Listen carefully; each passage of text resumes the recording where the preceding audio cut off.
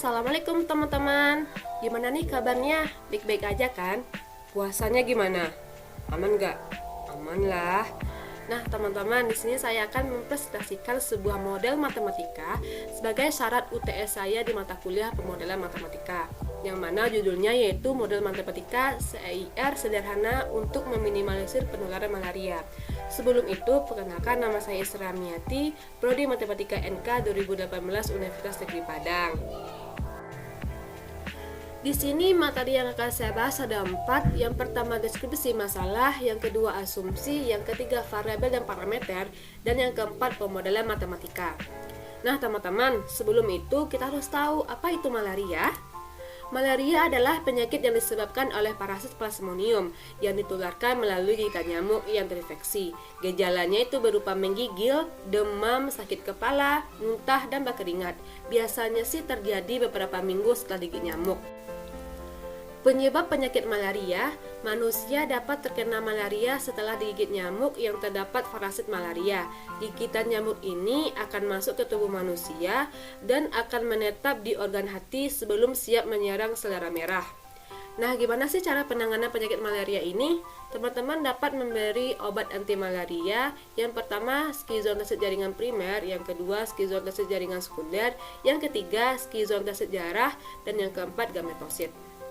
Nah, untuk materi pertama tentang deskripsi masalah, penyakit yang telah diteliti selama ratusan tahun ini masih menjadi masalah kesehatan masyarakat yang utama dengan 91 penyakit negara. Rekor global malaria pada tahun 2015 adalah 212 juta kasus baru dan 429.000 kematian. Ilmuwan matematikawan telah mengembangkan alat yang signifikan dan efektif, yaitu model matematika malaria. Banyak pekerjaan telah dilakukan terhadap model epidemiologi dan penularan penyakit malaria ini. Menurut Ngawa dan Su, yang mengembangkan dan menganalisis model CEIR sederhana untuk mempelajari dinamika dari penyakit malaria yang melibatkan variabel populasi manusia dan nyamuk. Menurut hasil mereka, ada A sebagai parameter RO, yang mana penyakit ini dapat bertahan jika R-nya itu kecil dari 1 stabil dan yang kedua R itu besar dari 1 tidak stabil. Model mereka memberikan kerangka kerja untuk mempelajari kontrol strategi penanggulangan malaria. Malaria Plasmodium falciparum antara manusia dan nyamuk dengan bentuk infeksi nonlinear dari tingkat insiden genom. Tingkat kejadian ini menghasilkan antibodi sebagai respon terhadap keberadaan populasi nyamuk yang menyebabkan malaria pada manusia. Nah, menurut Altaf Khan dan kawan-kawan yang merumuskan model CEIR dengan tingkat kejadian jenuh nonlinear dan kekebalan sementara, mereka membagi kelas menjadi 4. Yang pertama rentan, yang kedua terpapar, yang ketiga terinfeksi, dan yang keempat pulih. Mereka berasumsi bahwa total populasi konstan dan bayi baru lahir rentan terhadap penyakit ini. Nah, mereka menyelidiki stabilitas keseimbangan bebas penyakit dan endemik. Hasil mereka menyatakan bahwa ketika R kecil dari 1 stabil dan R besar dari 1 tidak stabil. Nah, menurut Shah dan Gupta, dimodelkan model CEIR dasar dan diterapkan pada penyakit yang ditularkan melalui vektor. Mereka melakukan kepekaan analisis model menggunakan data dari India. Menurut hasil mereka, analisis sensitivitas sangat penting, dan itu adalah aspek paling sensitif yang harus diperhatikan dalam model mereka. Nah, untuk materi yang kedua yaitu asumsi dari permasalahan. Nah, asumsi model matematikanya itu ada 6 ya teman-teman. Yang pertama, jumlah orang yang terpapar terinfeksi akan meningkat dengan cepat sebanding dengan jumlah orang yang rentan terinfeksi. Itu artinya bahwa manusia yang telah terinfeksi dari parasit Plasmodium yang ada pada tubuh nyamuk, itu jumlahnya akan menyamai dengan jumlah manusia yang mana akan rentan terhadap infeksi ini.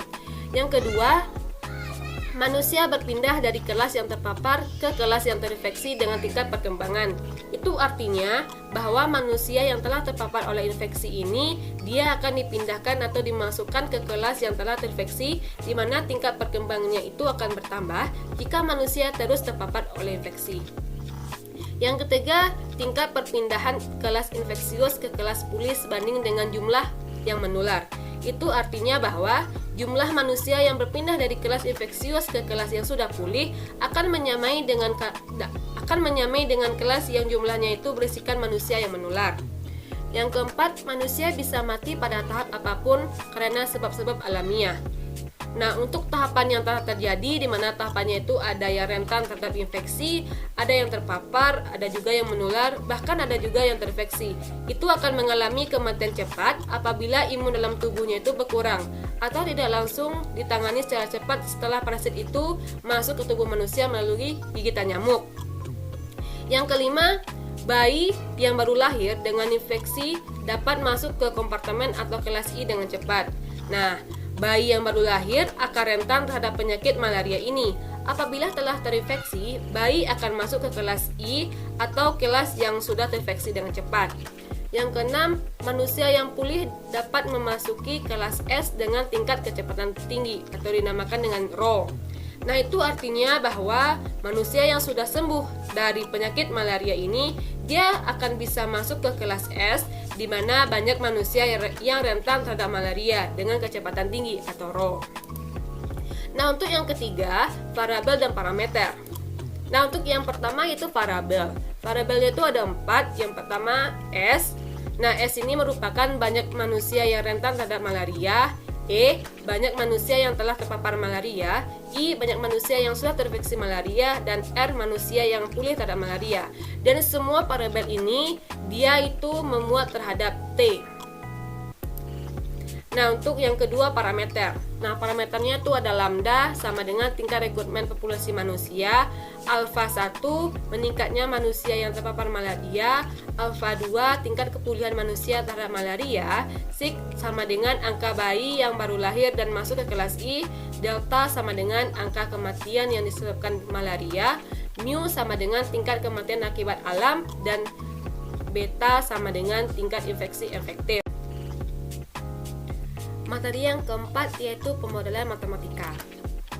Nah, di sini kita lihat teman-teman ada sebuah diagram alir yang mana dalamnya itu ada 4 kelas. Yang pertama S, yang kedua E, yang ketiga I, dan yang keempat R.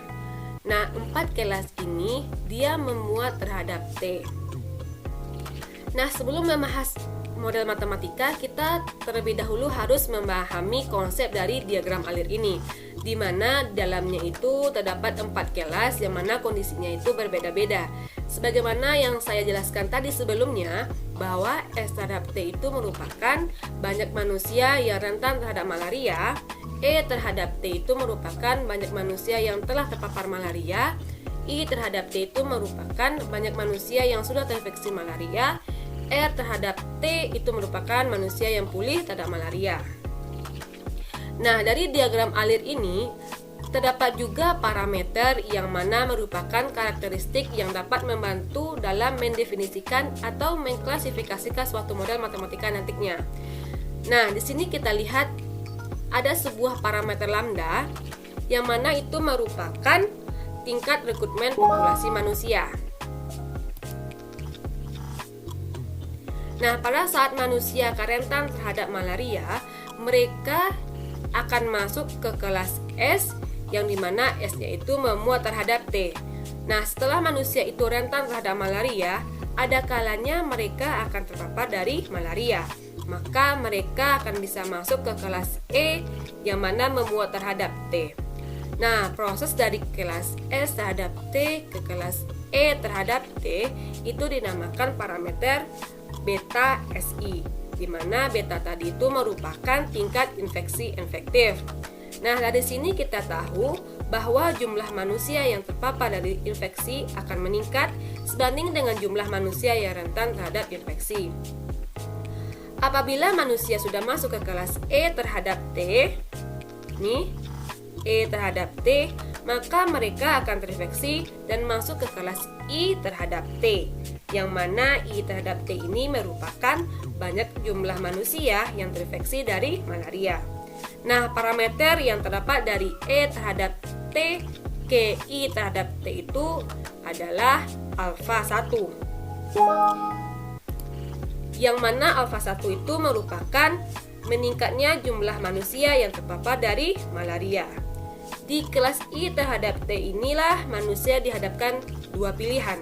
Apakah dia akan pulih atau dia akan meninggal? Nah, apabila dia pulih, dia akan bisa masuk ke kelas L terhadap T. Atau kalau dia meninggal, dia akan kesini perginya ke parameter delta. Nah, namun untuk manusia yang terinfeksi dari malaria, sebaiknya segera ditangani oleh obat anti malaria sesuai pembahasan kita sebelumnya. Apabila manusia itu pulih dari malaria, mereka akan bisa masuk ke kelas L terhadap T, yang mana ini merupakan kelas yang manusianya itu sudah pulih dari infeksi malaria. Nah, proses atau parameter dari kelas I terhadap T ke kelas L terhadap T itu adalah alfa 2. Di mana alfa 2 ini merupakan tingkat kepulihan manusia terhadap malaria. Nah, kita lihat di kelas I terhadap T ada sebuah parameter sig, yang mana ini merupakan angka bayi yang baru lahir dan masuk ke kelas I terhadap T. Nah, kita lihat ininya, grafik garisnya yang biru ini merupakan parameter sig, yaitu angka bayi yang baru lahir. Nah, itu artinya apa? Nah, artinya bahwa bayi yang baru lahir akan rentan terhadap infeksi malaria, sehingga ada kemungkinan bayi tersebut akan terpapar oleh infeksi malaria dan bisa masuk ke kelas I terhadap T. Nah, maka di sini adalah ada parameter sig-nya yang merupakan angka bayi yang baru lahir dan masuk ke kelas I terhadap T. Nah, kita lihat juga ada parameter mu, delta, rho. Nah, masing-masing kelas membuat parameter mu. Nah, kita lihat di sini di kelas S terhadap T ada mu, di E terhadap T ada mu, I terhadap T ada mu, dan di RT ada mu. Nah, sebagaimana yang telah saya jelaskan sebelumnya, bahwa mu tadi itu kan merupakan tingkat kematian akibat alami. Jadi, ada kemungkinan di dalam 4 kelas ini manusia itu bisa mati akibat alamiah atau akibat imun tubuh mereka yang tidak dapat melawan parasit yang dikirim nyamuk melalui gigitan yang menyebabkan penyakit malaria. Nah, di kelas I terhadap T ada delta, yang mana saya sebutkan tadi delta ini kan merupakan angka kematian ya. Nah, tadi di I terhadap T dia ini dipilihkan dua pilihan, apakah dia pulih atau dia akan meninggal. Nah, itulah disebut dengan delta. Nah, dari kelas E terhadap T ke kelas S dan terhadap T ada parameter rho. Nah, ini dia. Dimana tadi kita jelaskan bahwa rho ini adalah tingkat kecepatan tinggi, dimana manusia yang sudah pulih atau sehat dari malaria ada kemungkinan dia bisa masuk ke kelas S terhadap T. Nah, itu dinamakan dengan rho. Nah, teman-teman, dari diagram ini dan dari penjelasan yang telah saya jelaskan tadi, maka kita dapat memperoleh suatu model matematikanya. Yang pertama yaitu, nah ini dia, kita turunkan terhadap S terhadap T. Nah, sistem persamaan diferensialnya itu ds per dt sama dengan lambda dikurang beta SI dikurang mu S ditambah rho R.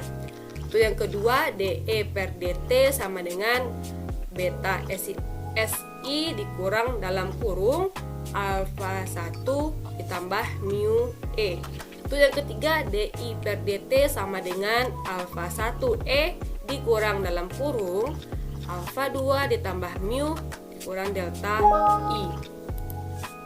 I ditambah sig I. Dan yang keempat, dr per dt sama dengan alfa 2i dikurang mu ditambah rho R. Dari mana ini kita dapat? Ya, dari sini dong. Dari ini kan kita sudah menganalisis diagram ini, maka didapatkanlah suatu pemodelan seperti ini. Nah, itulah modal matematika yang kita dapat setelah kita menganalisa sebuah diagram alir tadi. Nah, di sini ada dengan kondisi awalnya itu ini dia. Kondisi awalnya. Nah, adapun persamaan di mana n memuat terhadap t, di mana persamaan itu berbunyi n terhadap t sama dengan s terhadap t ditambah e terhadap t ditambah i terhadap t ditambah r terhadap t, di mana n terhadap t itu adalah banyak populasi terhadap t. Maka untuk sistem persamaannya itu, sistem persamaan diferensialnya itu memuat terhadap t adalah dm per dt sama dengan ds per dt ditambah de per dt ditambah di per dt ditambah dr per dt.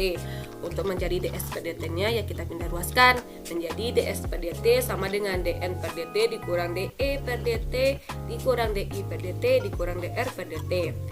Nah, selanjutnya dn per dt sama dengan lambda dikurang mu n dikurang alfa 2i dikurang dalam kurung delta dikurang beta i, dimana mu n nya ini memuat ini dia mu s, mu e, mu i, mu r. Kenapa demikian? Karena kita lihat persamaan ini, dimana n sama dengan s, e, i, r, maka didapatkan mu n seperti itu. Nah, kita misalkan i sama dengan 0, kita tukar i-nya ini sama dengan 0, sehingga didapatkan dn per dt sama dengan lambda dikurang mu n. Kita pindah ruaskan menjadi n sama dengan lambda per mu. Apabila kita misalkan t-nya itu menuju hingga, maka untuk nilai n terhadap t itu akan kekal sama dari lambda per mu. Oke teman-teman, sekian presentasi yang dapat saya sampaikan pada kesempatan kali ini. Mohon maaf atas kesalahan dan semoga bermanfaat untuk teman-teman semua, terkhususnya untuk saya sendiri ya. Terima kasih telah menyaksikan dan saya sudahi dengan Assalamualaikum warahmatullahi wabarakatuh.